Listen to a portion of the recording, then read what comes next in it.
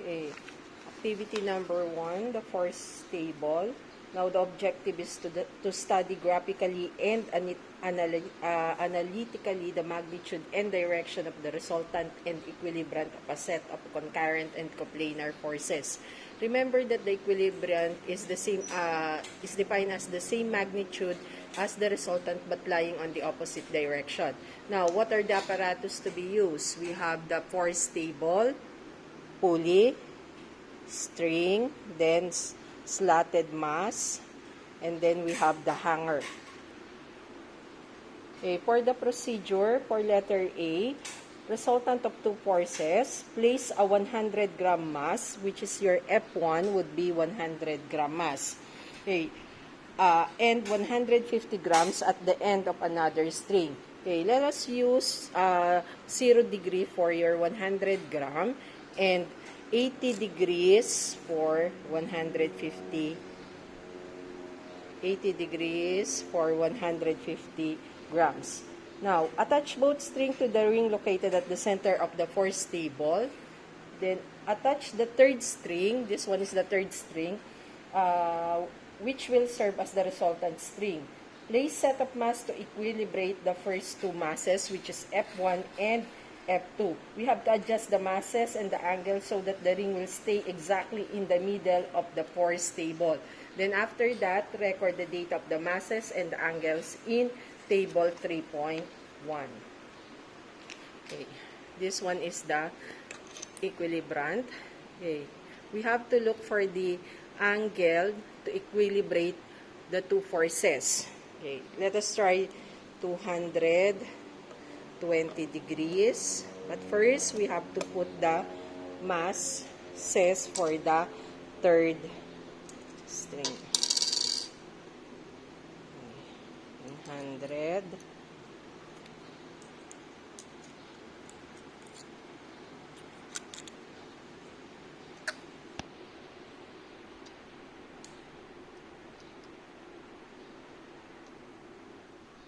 Okay, let us try this 195 grams. Okay, if you notice, still, the 195 grams under 220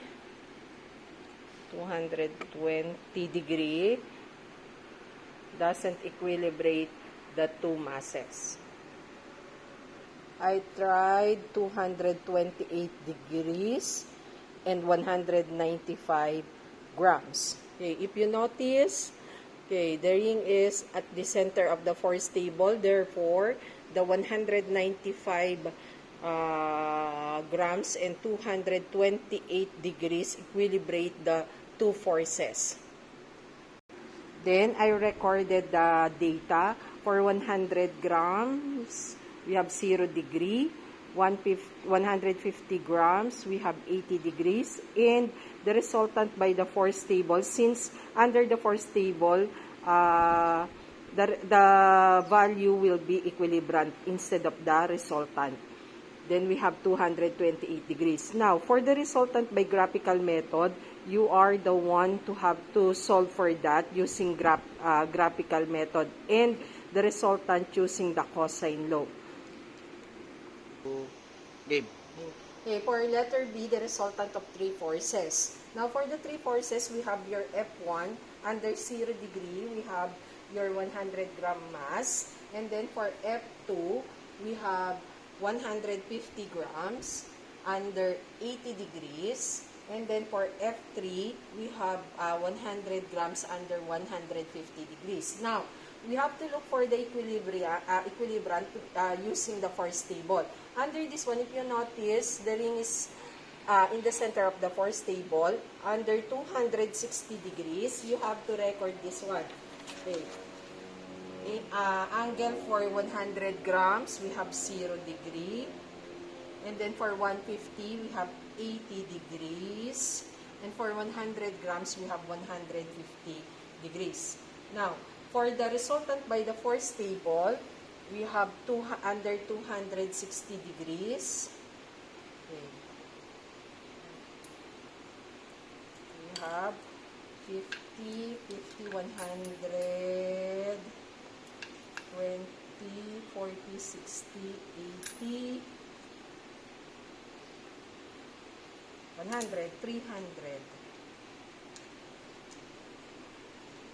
300 grams. 300 grams under 260 degrees. Now, for the resultant by graphical method, you're going to solve for that. And resultant by component method, you're going to solve for that.